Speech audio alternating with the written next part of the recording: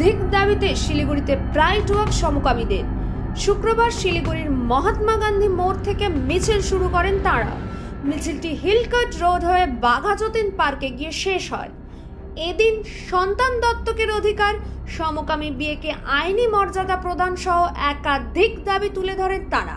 এদিন শুধু শিলিগুড়ি নয়, কলকাতার বহু জায়গা থেকে সমকামীরা প্রাইড ওয়াকে শামিল হন।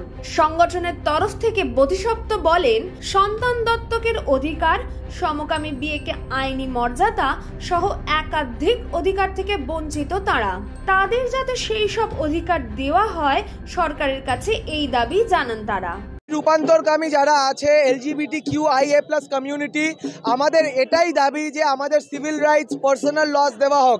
আমাদের কোনো ম্যারেজ রাইটস নেই, অ্যাডপশন রাইটস নেই, ইনহেরিটেন্স রাইটস নেই, কোনো অ্যাজ সাচ হেট ক্রাইম এবং হেট স্পিচের আগেনস্টে কোনো লজ নেই।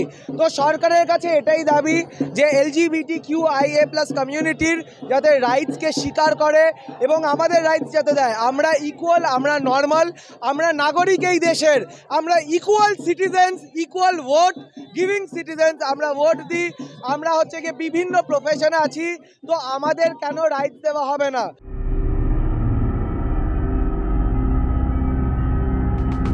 শিলিগুড়ি থেকে পার্থপ্রতিম দাসের রিপোর্ট, ইউ বাংলা টিভি।